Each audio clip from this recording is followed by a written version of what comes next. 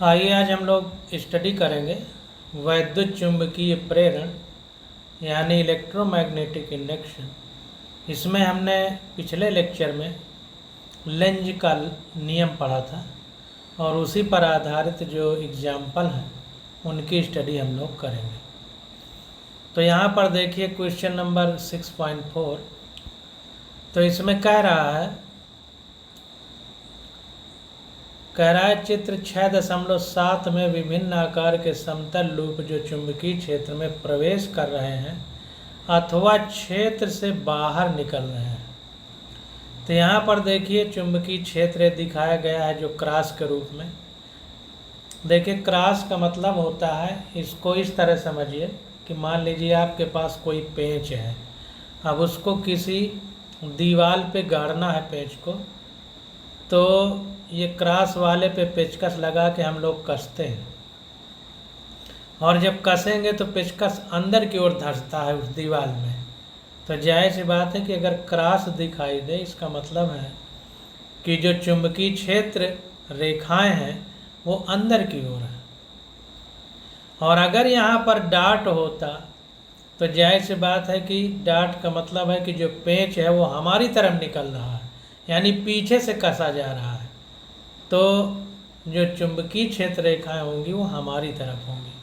तो कुल मिलाकर के एक पेंच से आपको तुलना करना है और पेंच में अगर ये जिधर पेचकस लगाया जाता है इसका मतलब है कि अगर क्रॉस बना हो तो अंदर की ओर चुंबकीय क्षेत्र रेखाएं हैं और अगर डॉट बना हो तो बाहर की ओर है।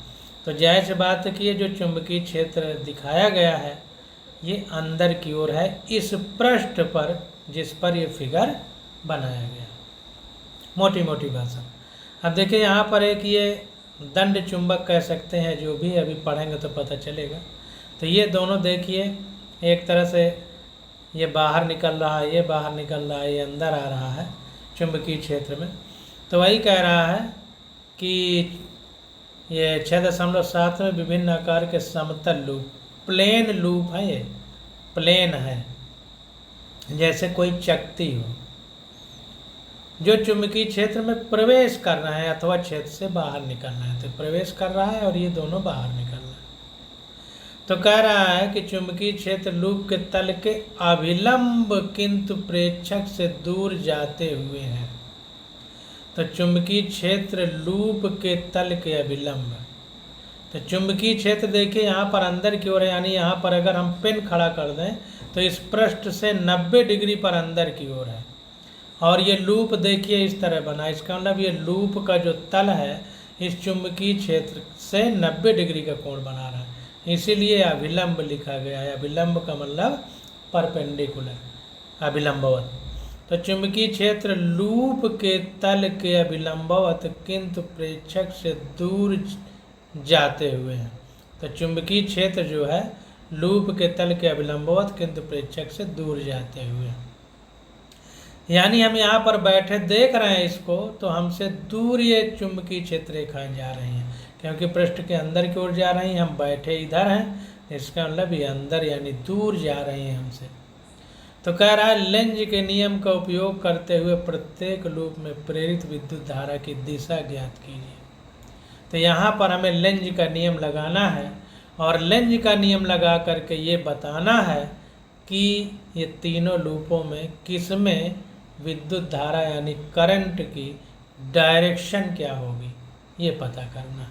तो इसके बारे में समझते हैं और जानने का प्रयास करते हैं।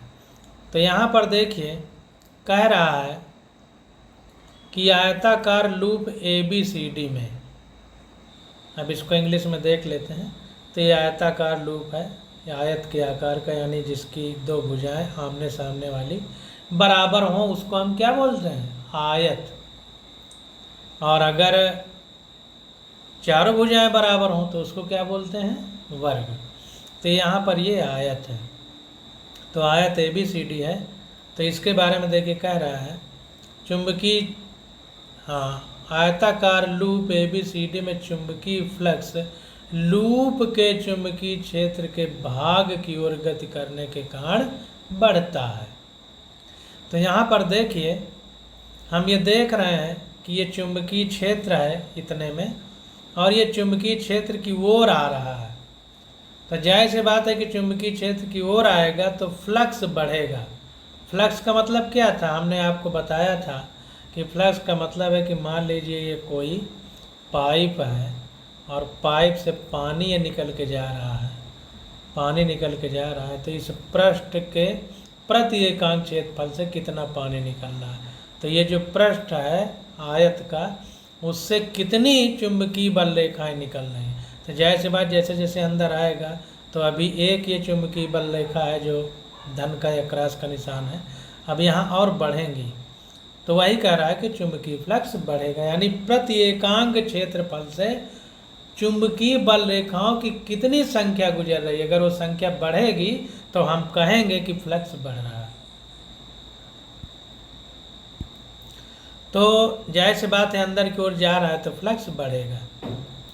तो वही बात यहाँ कह रहा है कि आयताकार लूप एबीसीडी में चुंबकीय फ्लक्स लूप के चुंबकीय क्षेत्र के भाग की ओर गति करने के कारण बढ़ता है।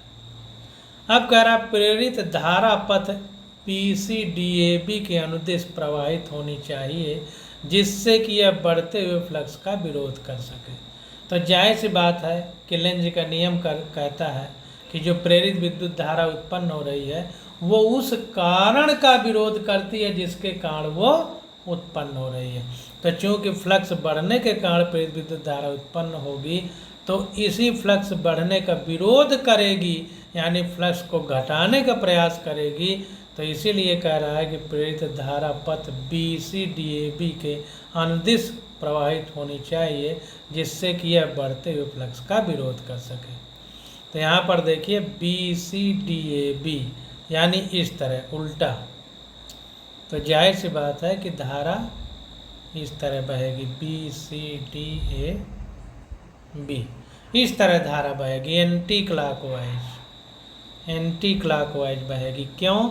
जब हम किसी पेंच को कसते हैं तो दाहिनी तरफ घुमाते हैं जो उस पर पेचकस रखते हैं, तो दाहिनी तरफ का उल्टा जब बाईं तरफ होगा तब ढीला करेंगे तो बाहर को आएगा, इसका मतलब इसके अंदर डाट उत्पन्न होगा, यानी क्रॉस है तो डाट उत्पन्न करना है एक दूसरे के विरोधी। तो इसलिए इसमें इस तरह से धारा प्रवाहित होगी। अब देखिए आगे वाला क्वेश्चन देखते हैं और उसको समझने का प्रयास करते हैं। तो अभी अगला क्वेश्चन है हमारा बी वाले में देखेंगे, पहला दूसरा तीसरा। अब इसमें देखिए बाहर की ओर जा रहा है, बाहर की ओर जा रहा है, तो इसको देखते हैं। तो देखिए कह रहा है कि बाहर की ओर गति करने के कारण त्रिभुजाकार लूप एबीसी में चुंबकीय फ्लक्स घटता है। अब जाहिर सी बात है कि ये बाहर निकल के जा रहा है तो यहाँ ज़्यादा चुंबकीय बल रेखाएं थी, बाहर जा रहा है तो कम हो गई। तो अब इसमें कम होने की बजाय अब बढ़ाने का प्रयास करेगा, फ्लक्स को उल्टा होगा। तो अब ये चूँकि बाहर की ओर निकल रहा है तो देखिए चुंबकीय फ्लक्स घटेगा, तो अब जो प्रेरित विद्युत धारा होगी वो इस दिशा को फॉलो करेगी कि फ्लक्स उसमें बढ़े। तो देखिए कह रहा है जिसके कारण प्रेरित धारा बीएसीडी के अनुदिश प्रवाहित होगी जिससे कि यह फ्लक्स परिवर्तन का विरोध कर सके। तो बीएसीडी देखिए इसमें क्लॉकवाइज हो गया ना, बीएसीडी यानी इसमें ये क्लॉकवाइज होगा, इस तरह क्लॉकवाइज होगा। तो देखिए चूंकि कम हो रही है तो जब क्लॉकवाइज किसी उसको घुमाएंगे, पेंच को कसा जाता है तो दाहिनी तरफ हम लोग पेचकस घुमाते हैं, तो दाहिनी तरफ मतलब ये क्रॉस बनेगा, क्योंकि पेचकस दाहिनी तरफ घुमाने पे पेंच अंदर जाता है। तो जाहिर सी बात है अंदर वाला चिन्ह है तो अब ऐसा ही चिन्ह बनेगा, क्योंकि यहाँ फ्लक्स घट रहा है तो क्रॉस बढ़ाना चाहेगा लेंज के नियम से, तो इस तरह से क्रॉस बनना चाहिए। तो क्रॉस बनाने में करंट हमारी क्लॉकवाइज डायरेक्शन में होनी चाहिए। अब देखिए अगला देखते हैं थर्ड में, कह रहा है चुंबकीय क्षेत्र से बाहर की ओर गति करने के कारण अनियमित आकार के लूप ABCD में चुंबकीय फ्लक्स घटता है, क्योंकि अब बाहर जा रहा है तो जाहिर सी बात है कि क्रॉस धीरे धीरे घटते चले जाएंगे। तो अब इनको बढ़ाने का प्रयास करेगा, उल्टा बिल्कुल घट रहा है तो बढ़ाने का प्रयास लेंज के नियम के हिसाब से। तो अब ये बढ़ेगा कैसे कि इसमें क्रॉस बने।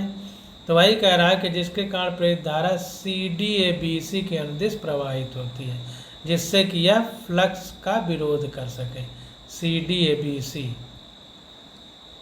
CDABC क्लॉकवाइज हो गया ना, इस तरह CDABC इस तरह। तो जाहिर सी बात है कि क्लॉकवाइज में पेंचकस को घुमाएंगे पेंच के ऊपर तो क्रॉस ही बनेगा। तो क्रॉस कम हो रहा है तो क्रॉस को बढ़ाना है तो क्लॉकवाइज होना चाहिए। तो इसलिए यहाँ पर क्रॉस बनेगा, यानी क्लॉकवाइज करंट प्रवाहित होगी। तो इस प्रकार से हमने 6.4 को समझा। कह रहा है कि नोट कीजिए कि जब तक लूप पूरी तरह से चुंबकीय क्षेत्र के अंदर या इससे बाहर रहता है तब कोई प्रेरित धारा उत्पन्न नहीं होती। Very very most important. क्यों नहीं उत्पन्न होती? क्योंकि जो चुंबकीय क्षेत्र है वो एक समान रहता है। तो वही कह रहा है कि नोट कीजिए कि जब तक लूप पूरी तरह से चुंबकीय क्षेत्र के अंदर या इससे बाहर रहता है तब कोई प्रेरित धारा उत्पन्न नहीं होती। क्यों? क्योंकि चुंबकीय क्षेत्र में कोई परिवर्तन नहीं हो रहा है, एक समान है। जब बाहर या अंदर निकलता है तो उसमें परिवर्तन होता है चुंबकीय क्षेत्र में। अब परिवर्तन होना ही जरूरी है, अगर परिवर्तन नहीं होगा तो फिर काम नहीं बनेगा। इसीलिए सापेक्ष गति यानी रिलेटिव मोशन की बात की गई है, इस बात को ध्यान देना है। अब क्वेश्चन नंबर अगला देखते हैं 6.5। कह रहा है एक बंद लूप दो स्थिर रखे गए स्थायी चुंबकों के उत्तरी तथा दक्षिणी ध्रुवों के बीच चुंबकीय क्षेत्र में स्थिर रखा गया है। क्या हम अत्यंत प्रबल चुंबकों का उपयोग करके लूप में धारा उत्पन्न होने की आशा कर सकते हैं? तो देखिए वही बात आ गई परिवर्तन वाली। चाहे जितना हाई पावर का रख दिया जाए, लेकिन जब तक परिवर्तन नहीं होगा, रिलेटिव मोशन नहीं होगा, तब तक संभव नहीं है। तो इसमें लूप में धारा उत्पन्न नहीं होगी। तो यहाँ पर देखिए आंसर देख लेते हैं। तो देखिए कह रहा है कि नहीं, चुंबक चाहे कितना भी प्रबल हो, प्रेरित धारा तभी उत्पन्न होगी जब लूप में से चुंबकीय फ्लक्स परिवर्तित हो। तो चुंबकीय फ्लक्स में जब तक परिवर्तन नहीं होगा तब तक धारा उत्पन्न नहीं होगी। अब भी देखते हैं। कह रहा है कि एक बंद लूप विशाल संधारित्र की प्लेटों के बीच स्थिर विद्युत क्षेत्र के अभिलंबवत गति करता है। एक बंद लूप विशाल संधारित्र की प्लेटों के बीच, संधारित्र पहले समझ लीजिए। तो संधारित्र का मतलब होता है, देखिए तो देखिए यहाँ पर जो संधारित्र है उसका मतलब होता है कोई एक ऐसा बर्तन जिसमें कुछ रखा जा सके। तो उस बर्तन के धारण करने की जो क्षमता होती है उसे धारिता बोलते हैं, और जो बर्तन होता है उसको संधारित्र बोलते हैं। जैसे बाल्टी में पानी रखा जाता है तो पानी के लिए संधारित्र है बाल्टी हमारी। और ये जो दो प्लेटें लगा दी जाती हैं, तो यहाँ पर दो प्लेटें होंगी, एक पॉजिटिव प्लेट होगी एक नेगेटिव। तो ये जब पास पास रखी जाती हैं कुछ दूरी पे, तो इनके पास आवेश इकट्ठा करने की क्षमता आ जाती है। तो इसी को विद्युत संधारित्र बोलते हैं। तो उसी की बात हो रही है। तो वही कह रहा है कि एक बंद लूप विशाल संधारित्र की प्लेटों के बीच स्थिर विद्युत क्षेत्र के अभिलंबवत गति करता है। तो एक बंद लूप विशाल संधारित्र की प्लेटों के बीच स्थिर विद्युत क्षेत्र के अभिलंबवत गति करता है। तो इसको ध्यान दीजिए कि ये दो प्लेटें हैं, एक पॉजिटिव है एक नेगेटिव है। तो जाहिर सी बात है कि हमने स्थिर वैद्युतिकी यानी इलेक्ट्रोस्टैटिक्स में पढ़ा, ये नेगेटिव होना चाहिए, नेगेटिव, ये नेगेटिव प्लेट है। तो पॉजिटिव से नेगेटिव की ओर विद्युत क्षेत्र रेखाएं प्रवाहित होती, ऐसे ऐसे जाती हैं। ये इलेक्ट्रोस्टैटिक्स यानी स्थिर वैद्युतिकी चैप्टर में पढ़ा था, जो पहले ही था। तो वही कह रहा है कि विद्युत क्षेत्र रेखाएं जा रही हैं, तो इसी में एक कोई लूप है, ऐसे मान लीजिए लूप है। तो कह रहा है इस लूप को विशाल संधारित्र के प्लेटों के बीच स्थिर विद्युत क्षेत्र के अभिलंबवत गति कराया जा रहा है। यानी ये क्षेत्र रेखाएं पूरब से पश्चिम की ओर हैं, तो ये लूप उत्तर से दक्षिण की ओर है। तो जाहिर सी बात है कि ये उत्तर से दक्षिण की ओर होगा और ये रेखाएं पूरब से पश्चिम की ओर होंगी, तो एक दूसरे से 90 डिग्री का कोण बनाएंगी, तभी अभिलंबवत वर्ड यूज किया गया, तभी परपेंडिकुलर यानी अभिलंबवत वर्ड यूज किया गया है। तो रखा गया है। तो कह रहा है क्या लूप में प्रेरित धारा उत्पन्न होगी जब लूप संधारित्र की प्लेटों के पूर्णतः अंदर हो, जब लूप आंशिक रूप से प्लेटों के बाहर हो। विद्युत क्षेत्र लूप के तल के अभिलंबवत है। विद्युत क्षेत्र और लूप दोनों एक दूसरे के 90 डिग्री कोण पर हैं। तो ये हमसे पूछा जा रहा है। तो यहाँ पर देखिए हम लोग एक बारीकी को समझें कि यहाँ पर जो संधारित्र है हमारा, उसके अंदर विद्युत क्षेत्र है, ना कि चुंबकीय क्षेत्र है। तो चुंबकीय क्षेत्र ना हो, विद्युत क्षेत्र ना हो, चुंबकीय क्षेत्र ना हो के विद्युत क्षेत्र है, तो मैग्नेटिक फील्ड होना चाहिए, ना कि इलेक्ट्रिक फील्ड।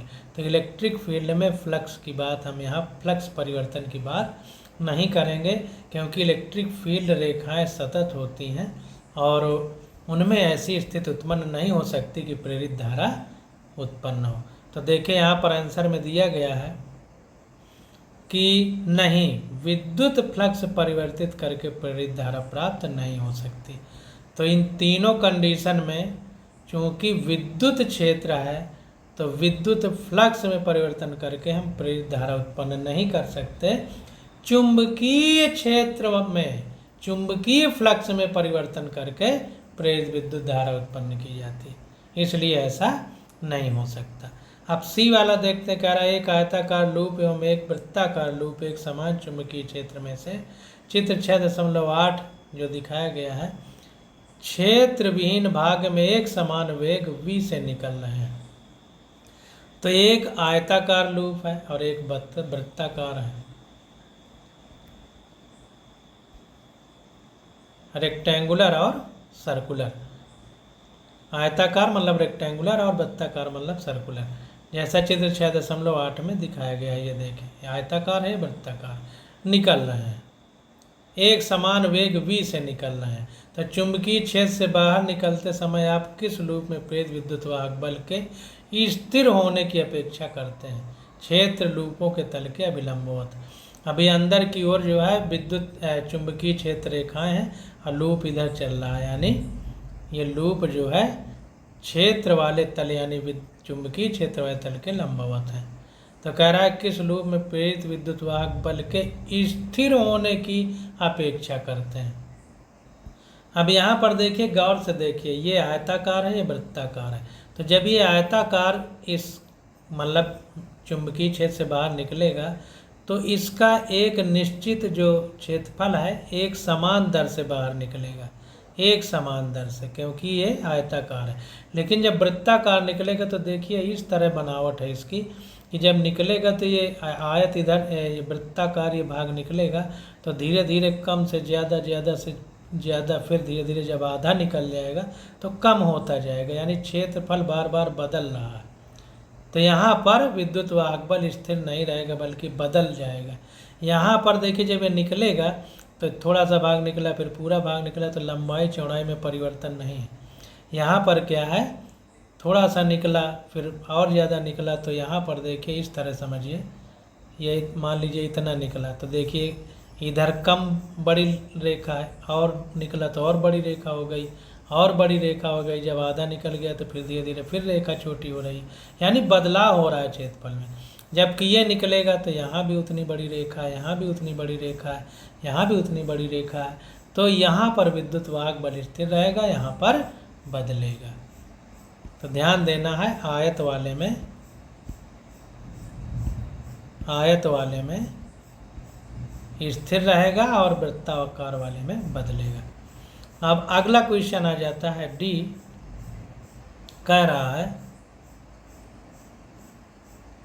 चित्र 6.9 में वर्णित स्थिति के लिए संधारित्र की ध्रुवता की प्रगुप्त यानी प्रेडिक्ट कीजिए। ध्रुवता यानी पोलरिटी प्लस माइनस दो पोल बने या उत्तर दक्षिण दो पोल बने, जैसा कि दंड चुंबक यहाँ रखे गए हैं। तो यहाँ पर देखिए ये यस है, ये एन पोल है, ये यस है, ये एन पोल है, यानी एन और ये एस है, एक दूसरे के विरोधी पोल हैं। तो इनको दोनों को आपस में पास मिलाया जा रहा है, जैसा तीर से समझ में आ रहा है कि पास मिलाया जा रहा है। अब यहाँ पर देखिए सर्कुलर लूप है, इधर ए है इधर बी है, यानी एक तरह से ये सर्किट है। तो वही हमसे पूछ रहा है कि पोलरिटी की क्या स्थिति होगी, माने इसमें विद्युत धारा प्रवाहित होगी जब फ्लक्स में परिवर्तन होगा, तो किधर प्लस बनेगा किधर माइनस बनेगा, ये हमसे पूछा जा रहा है। अब यहाँ पर देखिए बारीकी से हमको समझना है। तो जो फ्लक्स की बात थी कि जैसे ये यन पोल जा रहा है तो यन का यहाँ इधर आएगा इसके पास में, तो इसमें करंट ऐसे उत्पन्न करना है कि इसके अंदर यस उत्पन्न हो। तो अगर हम इधर से इधर को मुँह करके खड़े हों, इधर से इधर को मुँह करके खड़े हों, तो ये यन है तो इधर यस उत्पन्न करेंगे, तो यस में क्या होगा, यस में क्लॉकवाइज करंट जाती है। तो इधर से अगर हम इधर से देखें इस पहले वाले इससे इधर से, तो यहाँ पे यस पे क्लॉकवाइज करंट जा रही है, तो इसलिए ये क्लॉकवाइज दिखेगा इधर से। और इधर से देखें तो एंटी क्लॉकवाइज यानी इधर से यन पोल होगा। तो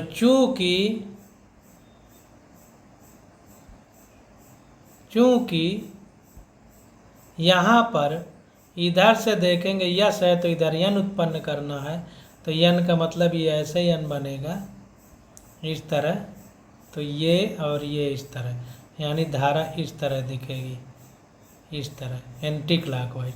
और जब हम इधर से देखेंगे तो भी धारा हमें इधर से देखने पे भी इधर से क्लॉकवाइज दिखेगी। तो क्लॉकवाइज में जब यस होता है तो इस तरह बनता है, तो इधर से क्लॉकवाइज दिखेगी। तो हमें इस तरह ध्यान देना है कि यन है तो इसमें यस उत्पन्न हो, इस तरह धारा होगी तो क्लॉकवाइज दिखेगी। इधर यस है तो यन उत्पन्न करना है, तो इस तरह है तो इधर खड़े होंगे इसको देखेंगे तो एंटी क्लॉकवाइज दिखेगी। तो कुल मिला करके ये एंटी क्लॉक मतलब इस तरह ए की तरफ पॉजिटिव होगा, बी की तरफ निगेटिव होगा, धारा की दिशा प्लस से माइनस की ओर होती है, तो इस तरह से चलेगी। तो ये स्थिति निकल करके सामने आई है। तो एक एक बात को हमें बारीकी से समझना है, तब हम सही क्वेश्चन कर पाएंगे। अब देखिए आगे आ जा रहा है कि गति विद्युत वाहक, गतिक विद्युत वाहक बल।